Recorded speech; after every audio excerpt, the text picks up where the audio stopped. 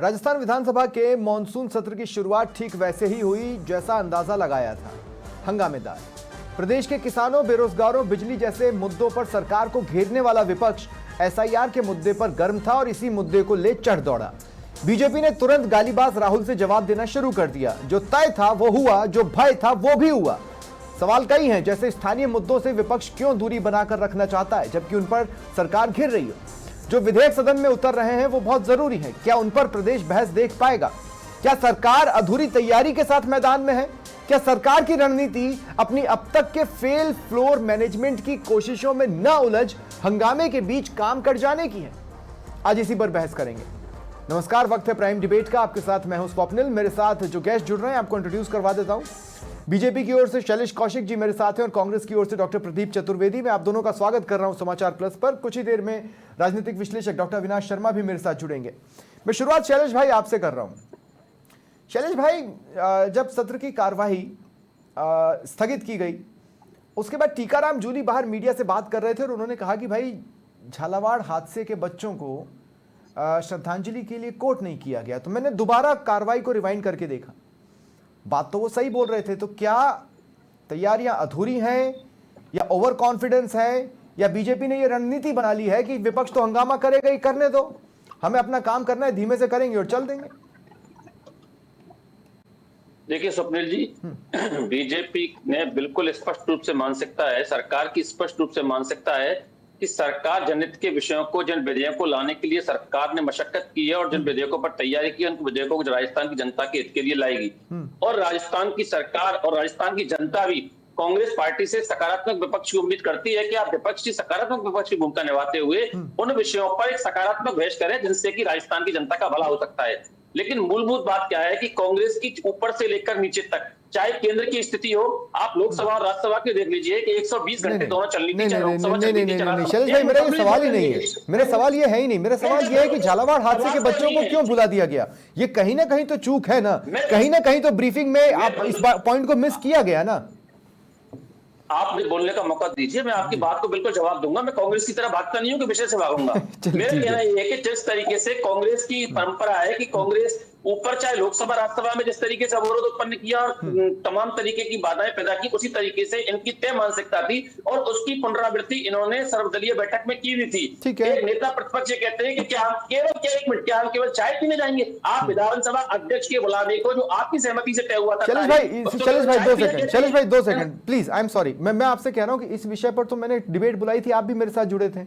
इस पर तो मैंने खुद ही कांग्रेस पर सवाल उठाए ना। आज मेरा सवाल बीजेपी से है, झालावाड़ हादसे को क्यों भुलाया गया? जिसने पूरे प्रदेश को रुलाया उसे क्यों भुलाया? देखिए स्वप्निल जी, आप उस जब आपने वो रिमाइंड की तो परिस्थिति को भी देखते कि किस परिस्थिति में, जब विधानसभा के अध्यक्ष आसन पर, जब आसन अपने पैरों पर था और वो बार बार कह रहे थे कि ये शोकाव्यक्ति का जो समय है इसमें आप थोड़ी देर के लिए शांत बैठिए, थोड़ी देर के लिए शांत बैठिए, उसके बावजूद भी उन्होंने किस तरीके का अमर्यादित आचरण किया। नहीं, लेकिन 2 आवाजें तो बीजेपी की भी आई थी। मैं पहचान नहीं पाया, लेकिन 2 आवाजें बीजेपी की आई थी और ये मैं बताता हूं कैसे। क्योंकि बोला यह गया, अरे भैया शोकाभिव्यक्ति में तो चुप हो जाओ। तो 2 आवाजें तो बीजेपी की भी आई थी शैलेश भाई। नहीं तो इसीलिए बीजेपी वालों ने यही तो कहा था कि शोक व्यक्ति में तो आप जो शोक व्यक्त किए जा रहे हैं उनके लिए चुप हो जाओ। तो ऐसी स्थिति में जब विधानसभा अध्यक्ष पढ़ रहे थे, भाई साहब, तो फिर हमने झालावाड़ हादसे को कोर्ट क्यों नहीं किया? सिंपल सा सवाल है ना। स्वप्निल जी, मैं बोल रहा हूँ तो अगर वो उस वक्त जब लगातार कांग्रेस के नेताओं को, विपक्ष के नेताओं को चुप कर रहे थे, ऐसी स्थिति में अगर उनसे 7 से ये परिस्थिति रह गई, तो मैं तो ये कह रहा हूँ कि अगर वो जिस तरीके से लिस्टेड थे, जो भी जो इस दरमियान जो भी दुर्घटनाएं होती हैं, जो व्यक्ति जिनका स्वर्गवास होता है उनके लिए जिस तरीके से शोका व्यक्ति की जाती है, उस परिस्थिति में बार बार जब वो कांग्रेस के नेताओं को कोर्ट करके कह रहे थे शांत बैठिए, उस परिस्थिति में 7 से त्रुटि से रह भी गया, तो ऐसी स्थिति में कांग्रेस की जिम्मेदारी भी तो होती है सकारात्मक विपक्ष की होगा। आप कहते, आप बाहर आकर माइक पर नहीं, अंदर भी एक आवाज आई थी, अंदर भी आवाज आई थी कांग्रेस की ओर से कि झालावाड़ हादसा क्यों नहीं है। अंदर कांग्रेस के नेताओं ने कुछ नहीं बोला। नहीं बोला, शैलेश भाई सबने सुना। एक्चुअली ये लाइव आता है, सब सुनते हैं, हमने भी सुना। एक आवाज तो आई थी कि भाई झालावाड़ हादसा क्यों नहीं है। मैंने भी सुना था कांग्रेस के टीकाराम जूली नेता प्रतिपक्ष, उनको मैं कह रहा हूं कि जिस परिस्थिति में जब माननीय अध्यक्ष जी पढ़ रहे थे, 7 से त्रुटि से जो भी रह गया, उस परिस्थिति में उनकी भी जिम्मेदारी थी कि वो कम से कम कहते हैं कि आप इस विषय में बात करिए। और कांग्रेस आगे एक कदम आगे करती कि हम इस विषय पर शोकाव्यक्ति करना चाहते हैं। शैलेश भाई, एक छोटा सा सप्लीमेंट्री क्वेश्चन है मेरा। क्या इसका मीनिंग मैं ये निकालूं कि आप लोग अधूरी तैयारी के साथ हैं? जब आप झालावाड़ का स्कूल हादसा भुला सकते हैं तो हो सकता है आपकी बाकी तैयारियां भी अधूरी हो। देखिए, भुलाने की बात नहीं थी स्वप्निल जी, वो बात ये थी कि जिस तरीके से कांग्रेस उस वक्त उद्यम कर रही थी, जिस तरीके से हंगामा कर रही थी, आप हंगामा कीजिए, आपका अधिकार है, लेकिन आप उन परिस्थितियों को देखिए जिस पर से शोका व्यक्ति है महत्वपूर्ण विषयों पर।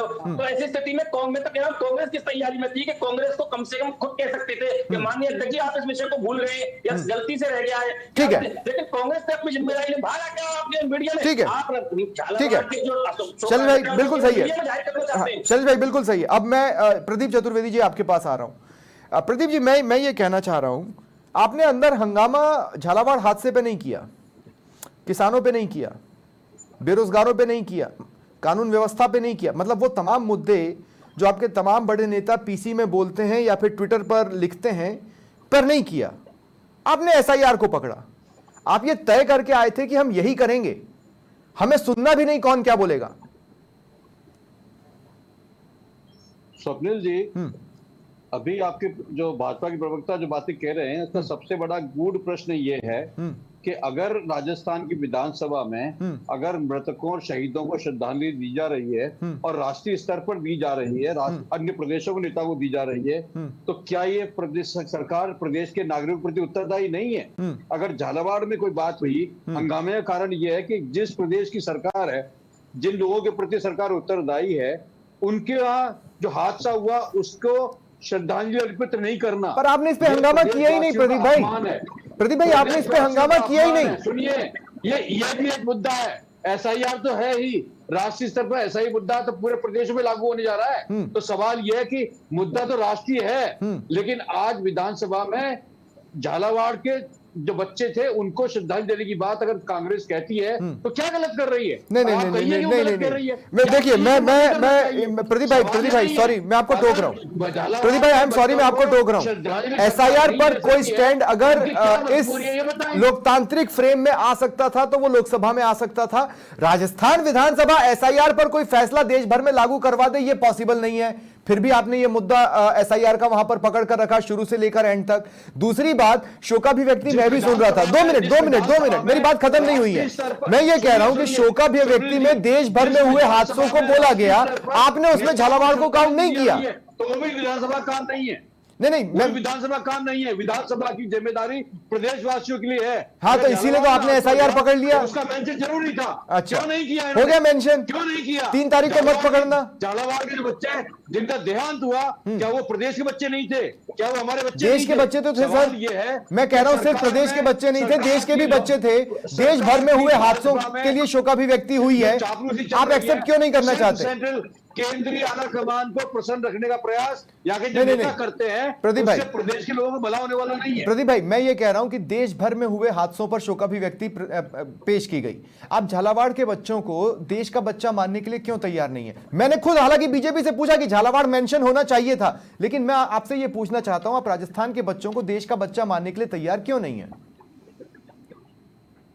तो यही ध्यानाकर्षण मैं कर रहा हूं। सवाल इनको बस, क्योंकि ये अधूरी तैयारी से आते हैं, इनको अपने नेताओं को चापलूसी करने और खुश करने की जिम्मेदारी समझ में आती है। प्रदेशवासियों के प्रति इनकी ना तो सहानुभूति है और ना उनके दुख में साथ खड़े होने की बात है। चाहे वो किसान हो, चाहे वो छात्र हो, चाहे वो गरीब लोग हों, उनका भाजपा का कोई सानी नहीं है और कोई उनकी सुनवाई नहीं हो रही है। वो आप देख रहे हैं किस तरह से भाजपा के नेता मुख्यमंत्री के सामने लड़ रहे हैं, आपस में मतभेद कर रहे हैं और किस तरह बयान दे रहे हैं। सवाल यह कि अगर वो अपनी जिम्मेदारी नहीं निभा सकते तो उन्हें सरकार में नहीं रहना चाहिए। ठीक है, ठीक है। डॉक्टर अविनाश शर्मा, मैं भी मानता हूं कि बीजेपी से बड़ी चूक हुई है। झालावाड़ हादसे को कोर्ट किया जाना चाहिए था। हालांकि आपने शोकाभिव्यक्ति में यह कहा कि देश भर में हुए हादसों को, लेकिन देश भर में हुए हादसों को जितना हम लोगों ने महसूस किया, उससे ज़्यादा हम लोगों ने पर्सनल लेवल पर झालावाड़ हादसे को महसूस किया है। दूसरा, मैं ये भी मानता हूं कि अगर विपक्ष को हंगामा करने की शुरुआत करनी थी, आपकी रणनीति ये थी, तो एसआईआर की जगह आप झालावाड़ स्कूल हादसा पकड़ सकते थे, क्योंकि उसमें सरकार घिरी हुई है। आपने मुद्दा पकड़ा एसआईआर। अविनाश शर्मा, देखिए स्वप्निल जी, सबसे पहले तो आप और बाकी के जो पैनलिस्ट हैं उन सभी को नमस्कार। दूसरा मैं ये कहना चाहूंगा, जिस प्रकार से आज विधानसभा की कार्रवाई चालू होने से पहले ये जिस प्रकार की टी शर्ट पहन करके आए थे, वोट चोर गद्दी छोड़, इनकी प्लानिंग आक्रामक शुरू से ही थी, क्योंकि इनके पास कोई मुद्दा तो था नहीं। अगर इनको झालावाड़ की चिंता होती, इनको झालावाड़ की चिंता होती तो ये कहते कि इंसाफ दो बच्चों की मौत का। ये उस प्रकार की टी शर्ट पहन करके आते, इनको झालावाड़ की चिंता नहीं थी। और अभी मैं देख पा रहा हूँ हमारे जो बड़े भाई साहब है डॉक्टर, क्योंकि ये भी डॉक्टर है, मैं भी डॉक्टर हूँ, प्रदीप जी, कांग्रेस के प्रवक्ता, ये कह रहे हैं कि दुनिया भर की आपने चिंता कर ली, दुनिया भर की। अरे भैया, जातियों में क्षेत्रों में बांटने का काम आपने किया, हमने नहीं किया, पहली बात। और आप बार बार कह रहे हैं कि झालावाड़ के बच्चों की, ये बात अविनाश भाई हमने किसने, ये बात मैं मान, अविनाश भाई हमने किसने जी मुझे दो नहीं, मैं समझना चाह रहा हूं, आपने कहा कि हमने किया, मैं पूछ रहा हूं हमने किसने। ये भारतीय जनता पार्टी की सरकार ने किया। ठीक है, ओके, हाँ आगे बोलिए। पहली बात, अब मेरे को 20 सेकंड दीजिए स्वप्निल जी, मेरे को मेरी बात कंप्लीट करने दीजिए। हाँ बोलिए। है ना, ये कह रहे हैं कि अरे आप तो पहले से प्लानिंग वोट चोर गद्दी छोड़, आप तो गद्दी के लालच में वोट चोर गद्दी छोड़ की टी शर्टें क्या 1 सेकंड में बनती है, जो आपके सारे विधायकों ने पहन रखी थी। अब बात कर रहे हैं, अरे आपको कोई दिक्कत थी तो आप स्पीकर, जैसा कि स्वप्निल जी ने जो एंकर है उन्होंने भी कहा कि आपको अगर इस पर कोई बात थी तो आप कह सकते थे। अरे भैया, सब समस्त में सब आ जाते हैं, परिवार चलाना जानते हैं। अरे परिवार तो आपके गांधी कहां से आता है, नेहरू कहां से आता है, आपको परिवार की परिभाषा भी पता है। बात कर रहे हैं और ये देश राजस्थान की जनता को गुमराह करने का प्रयास कर रहे हैं प्रदीप चतुर्वेदी जी आप। ठीक है, ठीक है, लेकिन मैं फिर भी मैं ये कहना चाहता हूं स्पेशल मेंशन हो सकता था अविनाश शर्मा जी, मुझे लगता है स्पेशल मेंशन हो सकता था, क्योंकि झालावाड़ हादसा, हालांकि दौसा में भी एक बड़ा हादसा हुआ, लेकिन स्पेशल मेंशन झालावाड़ हादसे का हो सकता था। मेरा भी अपने तौर पर यह मानना है, व्यक्तिगत तौर पर मानना है। बिल्कुल, आप जो कह रहे हैं वो बात आपकी बिल्कुल जायज है, पर ये इसमें भारतीय जनता पार्टी का कोई नहीं था। हो सकता है एक मानवीय भूल हो सकती है, और मानवीय भूल जो झालावाड़ हादसा हुआ, इससे पहले भारतीय जनता पार्टी की सरकार को आए सिर्फ और सिर्फ 18 से 20 महीने हो चुके हैं, लगभग 2 साल हो चुका है, लगभग 2 साल हो चुका है। इनकी सरकार में इनके पीएसओ, इनके ओएसडी, इनके खुद के मुख्यमंत्री पे 50 सवालिया निशान लगाते हैं, ये बात कर रहे हैं हमसे। ठीक है, ठीक है अविनाश भाई, मैं अब आपको रोक रहा हूं। मैं प्रदीप भाई, मैं आऊंगा आपके पास, लेकिन एक और अहम सवाल है जो मैं यहाँ पर, अच्छा चलिए, आप पर व्यक्तिगत हमला हुआ इसलिए बोलिए। मेरा एक बेसिक सवाल है, हाँ, स्वप्निल जी, हाँ, मेरा एक बेसिक सवाल है, हाँ, ये जो सज्जन है, हाँ, ये भाजपा के शुभचिंतक हैं या राजनीतिक विश्लेषक हैं? ये सज्जन है, ये सज्जन का जो परिचय क्या है, इनका परिचय क्या है, जरा मुझे बताइए। अगर ये भाजपा के शुभचिंतक है तो मैं जवाब दूंगा, मैं इनको जवाब दूंगा। जिस तरह से ये बकवास कर रहे हैं ये उचित नहीं है। ठीक है, ठीक है, उचित नहीं है सर बात करना। ठीक है, अगर ये भाजपा के प्रवक्ता ठीक है, तो बात कह सकते हैं, लेकिन अगर ये भाजपा के प्रवक्ता नहीं है, ठीक है, क्या है ये, किस हैसियत से बहस में है? नहीं, मैं बताइए। मैं बता रहा हूँ ना, मैं किस हैसियत से बहस में हूँ, मेरे से पूछिए ना स्वप्निल जी, नहीं मेरे से पूछिए। नहीं, स्वप्निल बताइए, मैं आपकी बात नहीं मानता, मुझे स्वप्निल जी बताएंगे कि आप इस बहस में किस हैसियत से हैं, पहले ये बताइए। ठीक है, मैंने उन्हें राजनीतिक विश्लेषक के तौर पे बुलाया है, और वो बीजेपी के कार्यकर्ता नहीं है, मेंबर नहीं है, सदस्य नहीं है। आप यहाँ बुलाए गए और आपको चैनल ने किस हैसियत से बुलाया, मैं जानना चाहता हूँ। ठीक है, पहले मैं जानना चाहता हूँ, मुझे आपकी स्थिति पता करनी है। ठीक है, कि आप यहाँ जो इस तरह बकवास कर रहे हैं वो किस स्थिति कर रहे हैं। ठीक है, आप राजनीतिक विश्लेषक हैं। ठीक है, मैं 2 मिनट मैं वापस एक बार प्लीज, मैं गंभीर टॉपिक है, मैं उस पर वापस लौटना चाहता हूँ। अविनाश जी, आपको रुकना होगा, निजी हमले न करें। प्रदीप भाई प्लीज 2 मिनट रुकिए, प्रदीप भाई 2 मिनट रुकिए, अविनाश जी आप भी रुकिए, अविनाश जी प्लीज रुक जाइए, अविनाश जी प्लीज रुक जाइए। मेरे पास एक और महत्वपूर्ण सवाल है जिसकी तरफ मैं लोगों का ध्यान ले जाना चाहता हूं। शैलेश भाई, मैं आपको एक बात बोल रहा हूं, शैलेश भाई, जितने भी बिल आने वाले ना उसके बारे में हमें कुछ नहीं पता, आप समझ रहे हैं। 2 मिनट प्रदीप भाई प्लीज, प्रदीप भाई मैंने आपको अभी बताया, प्रदीप भाई अब 2 मिनट, अब मुझे सवाल पे आ जाने दें, मैंने आपको अभी बताया, अब 2 मिनट प्रदीप भाई प्लीज रुक जाइए। ठीक है, नहीं प्रदीप भाई नहीं, देखिए मैं वंस एंड फॉर ऑल इस टॉपिक को, आप नहीं मानोगे क्या? अरे अविनाश भाई रुक जाइए प्लीज, अविनाश भाई प्लीज रुक जाइए, अविनाश भाई रुक जाइए, प्रदीप भाई प्लीज रुक जाइए, प्रदीप भाई प्लीज रुक जाइए, मैं 2 मिनट रुक जाइए प्लीज, आप दोनों रुक जाइए, नहीं तो फिर ये सवाल रह जाएगा। अरे भाई 2 मिनट रुक जाइए प्लीज, देखिए मुझे म्यूट करना किसी को पसंद नहीं है, प्लीज आप लोग 2 मिनट रुक जाइए।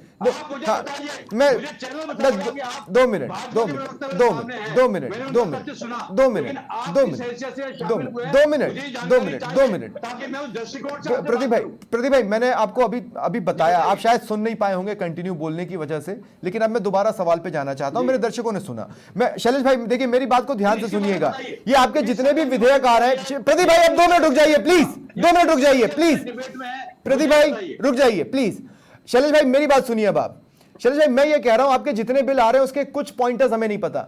आप जो अवैध धर्मांतरण के खिलाफ बिल ला रहे हैं, जो कि पिछले सत्र में भी था कि आएगा, हमें नहीं पता उसमें क्या है, किसी को कुछ नहीं पता, किसके सुझाव पर बन रहा है किसी को कुछ नहीं पता, बस आप सवालों का जवाब भी यही दे रहे हैं। मुझे माफ कीजिए प्रदीप भाई प्लीज, मैंने आपसे कहा कि मुझे इस व्यक्ति से बताइए। प्रदीप भाई मैंने आपको बताया, आपने सुना ही नहीं, आप कंटिन्यू बोल रहे थे, तो मैं बार बार एक ही बात तो रिपीट नहीं करूंगा ना, मैंने अभी थोड़ी देर पहले बताया। मुझे दोबारा बता दीजिए, मैंने पर दादा मैं आगे तो बढ़ू ना, मुझे आगे भी तो बढ़ना है, मुझे डिबेट में आगे भी तो बढ़ना है, फिर सवाल रह जाएंगे। सवाल नहीं, शामिल किया है। अरे भाई मैंने आपको बताया कि मैंने इनको, सुनिए मेरी बात सुनिए, मेरी बात सुनिए, मेरी बात सुनिए, मैं जवाब तभी दूंगा, मैं आपको बता रहा हूं, 2 मिनट सुन लीजिए, 2 मिनट अब सुन लीजिए, मैं आपको एक बात बता रहा हूं। अविनाश शर्मा बीजेपी के सदस्य नहीं है, बीजेपी के कार्यकर्ता नहीं है, और मैंने उन्हें राजनीतिक विश्लेषक के तौर पर बुलाया है। मैं ये जरूर मान सकता हूं कि अगर कोई विश्लेषक करने वाला व्यक्ति है, अब मेरी बात सुनिए, अब मेरी बात सुनिए, अब मेरी बात सुनिए, अब मेरी बात सुनिए। ठीक है ना प्रदीप भाई, अब मेरे को सवाल पे आने दीजिए ना प्लीज, फिर प्रदेश के सवाल आप तो उठाए नहीं, मुझे तो उठाने दे। ठीक है ठीक है ठीक है ठीक है, हाँ अब भाई मैं देखिए, अब मैंने बहुत रिक्वेस्ट कर ली, अब मैंने मैं रिक्वेस्ट नहीं करूंगा, बहुत हो गया, मैंने बहुत रिक्वेस्ट कर ली, अब मैं रिक्वेस्ट नहीं करने वाला हूं।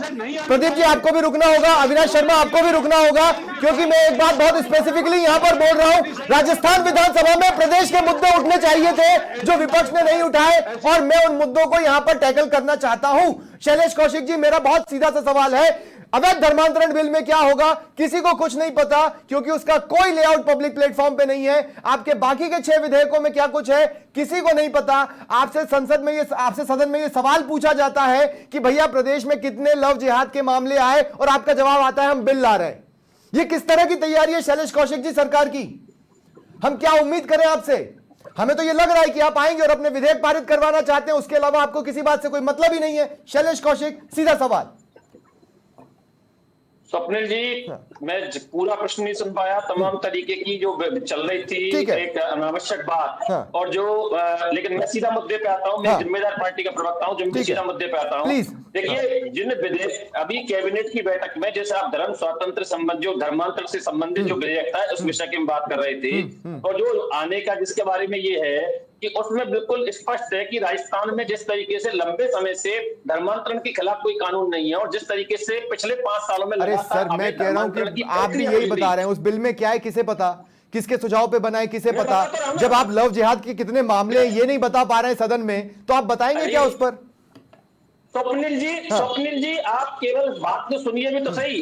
अगर वो बिल बनाए किसके सुझाव पर बनाए, तो जो माननीय सदस्य जो कमेटी है, जो समिति, जो उसके आधार पर जो बिल बनाए, बिल सदन में आएगा, और सदन में बिल के बारे में सब कुछ स्पष्ट होगा। सदन में जब बिल रखा जाएगा तो बिल को पास करने से पहले तमाम तरीके की बहस होंगी, तो आप इस बात को, लेकिन उसके अंतर्गत स्पष्ट रूप से जैसा कि कल कैबिनेट के द्वारा भी बताया गया था कि अगर जो धर्मांतरण होता है, अगर कोई व्यक्ति को धर्मांतरण किया जाता है, किसी व्यक्ति के द्वारा कराया जाता है, पहली बार कराने पर जिस तरीके से 14 साल और 14 साल की सजा और 5 लाख, दूसरी बार वही व्यक्ति अगर रिपीट करता है, यानी आदत इस काम को करता है, तो उम्र कैद और 25 लाख। इसके अलावा सामूहिक रूप से तमाम तरीके की जो मिशनरीज है और तमाम तरीके के इस्लामी संगठन करते हैं, अगर वो लोग करते हैं, और उसके बाद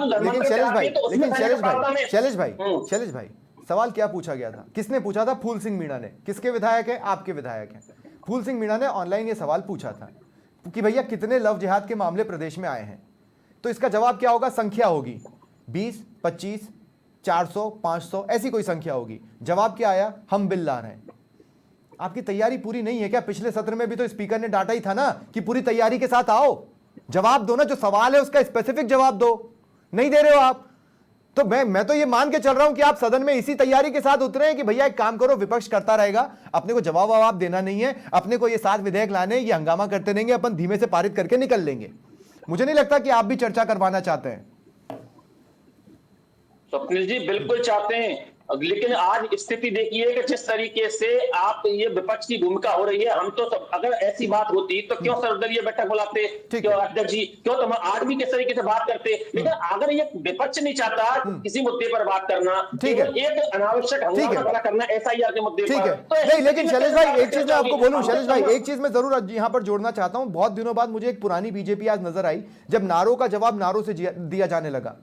मतलब सत्ता पक्ष भी क्या उकसाने का ही काम नहीं कर रहा है। जैसे ये चिल्लाने लगे वोट चोर, आप चिल्लाने लगे गालीबाज राहुल।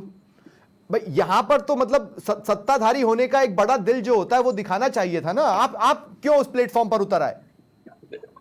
आप देखिए जब लगातार ये माननीय अध्यक्ष महोदय के कहने के बाद नेता प्रतिपक्ष को अध्यक्ष महोदय द्वारा जिस तरीके के शब्द किए गए कि आपके नेतृत्व में किस तरीके, उसके बाद भी लगातार जब नहीं रुक रहे, जब टोका व्यक्ति के साथ उसका नहीं रुक रहे, तो ऐसी स्थिति में भारतीय जनता पार्टी की जब आप किसी पर आरोप लगा रहे हो, अनर्गल आरोप लगा रहे हो, तो आपके बारे में तो सत्य कहा जा रहा है कि तो दुनिया ने देखा कितने बड़े गालीबाज है, कितनी तगड़ी गालियां दी जा रही है। भारतीय जनता पार्टी को क्या दिक्कत है? ठीक है, अब मैं आपको रोक रहा हूं। अब प्रदीप भाई मैं आपके पास आ रहा हूं। प्रदीप भाई देखिए, 7 में से व्यक्तिगत तौर पे मेरा मानना है कि 3 तो ऐसे बिल हैं जिस पर एक सभ्य डिस्कशन होना चाहिए, ताकि हम भी सुने उसमें क्या है, और उसमें अगर कुछ सुधार की जरूरत है तो वो समय रहते हम बता पाए। हम बाहर, मतलब सदन से बाहर निकलकर फिर आप ये नहीं कह सकते कि ये बिल इन्होंने बस पास करा लिया, इसमें ये खराब है, ये खराब है। उसका मौका सदन के अंदर होगा। आप ये करने वाले हैं, इनमें से कम 3 विधेयक पर चर्चा में आप शामिल होंगे या नहीं होंगे, मुझे ये बताइए। देखिए, चर्चा के लिए हम विधानसभा में जाते हैं और चर्चा करना हमारा लोकतांत्रिक अधिकार है, और हम विपक्ष में हैं, हमें सरकार से हर मसले पर चर्चा करने का अधिकार है, प्राप्त है। सवाल इस बात का है कि सरकार जिस पेचीदगी से इन चीजों को रखती है, जैसे आपने आज अभी बात कही कि सरकार तैयारी से नहीं आती है, ये जब से सरकार बनी है तब से ही समस्या है। आपको याद होगा कि गोविंद सिंह डोटासरा जो हमारे प्रदेश कांग्रेस अध्यक्ष हैं और विधायक भी हैं और पहले मंत्री भी रह चुके, उन्होंने बार बार कहा कि जब सदन में चर्चा होती है तो विभागों के सचिव विधानसभा में नहीं होते, उन्होंने पहले से करके आते हैं, अधिकारी नहीं होते, समय से नहीं आते। सर ये तैयारी से नहीं आते, लेकिन आप इस तैयारी के साथ आते हैं कि हम सदन चलने नहीं देंगे। उनको बताता है और हमने सहयोग के रूप में उनको सब बातें बताने का काम हमारे प्रदेश अध्यक्ष डोटासरा जी और प्रतिपक्ष नेता टीकाराम जूली करते रहे। लेकिन भाजपा की जो कार्य प्रणाली है उसमें उसे सीखने का काम नहीं है। आज डोटासरा जी थे क्या? आज डोटासरा जी थे क्या? जवाब देने से बचते हैं। आज डोटासरा जी थे क्या? आज डोटासरा जी थे क्या? और स्पीकर को आप कितना इज्जत देते हैं? स्पीकर आपको इनवाइट करें, आप वहां जाए नहीं। सरकार का जो प्रावधान है वो बिल्कुल ऑर्डर में हो तो हम चर्चा करने को तैयार। नहीं, मैं आपसे ये बोल रहा हूं कि आज डोटासरा जी थे क्या? सवाल नंबर 1। सवाल नंबर 2, ये स्पीकर की आप कितनी रेस्पेक्ट करते हैं ये तो हमने देख लिया, जब उन्होंने आपको इनविटेशन भेजा आप गए ही नहीं। सवाल इस बात का जब उनसे बात की और जो पहले सुझाव दिए गए वो मानते ही नहीं।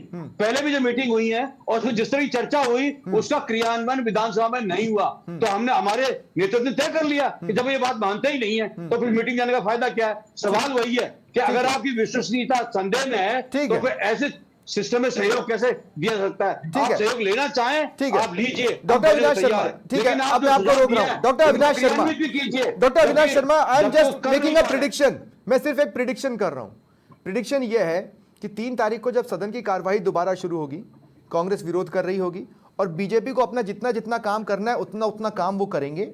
हो सकता है इसमें प्रश्नकाल हर रोज स्थगित हो जाए, अपना काम करेंगे और उसके बाद वो भी सदन की कार्यवाही स्थगित कर आखिरी दिन अनिश्चितकाल के लिए स्थगित कर चले जाएंगे। बस यही होने वाला है। ये मेरा अपना प्रेडिक्शन है, आप बताएं।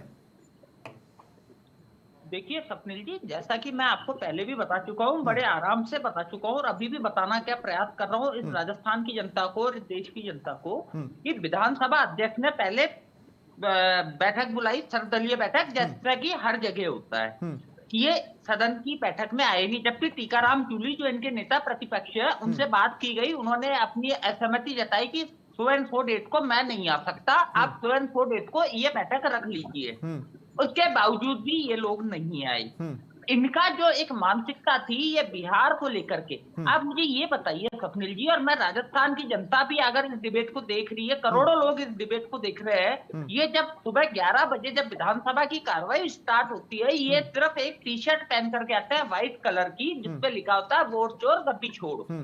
इस प्रकार की मानसिकता से तो ये सदन में आते हैं। दूसरा मेरा सबसे बड़ा सवाल है, मैं फिर कहूंगा इनको गुस्सा आएगा, हमारे डॉक्टर साहब को, ये मेरे से बड़े हैं, सीनियर है, ये भी डॉक्टर है, डॉक्टर मैं भी हूँ, डॉक्टर ये नहीं है डॉक्टर मैं भी हूँ, लेकिन ये मेरे से सीनियर डॉक्टर है। पहला, इन्होंने जब सभी मृतकों को श्रद्धांजलि दी जा रही थी, माननीय अध्यक्ष जी संविधान की परंपरा के अनुरूप ही विधानसभा अध्यक्ष बने हैं, संविधान की परंपरा के अनुरूप ही बने हैं, ठीक है। उनको 4 बार टोकना पड़ा, उनको 4 बार टोकना पड़ा कि भैया कम से कम श्रद्धांजलि तो देने दो, उसके बाद की कार्रवाई स्थगित हो जाती, क्योंकि इनकी मानसिकता, अरे इनको पता नहीं था, इन्होंने क्या राज नहीं किया इस देश में, सबसे ज्यादा राज, मेरी बात सुन लीजिए स्वप्निल भाई, मुझे 20 सेकंड दीजिए। बोलिए ना, मैंने कहा टोका, हाँ बोलिए।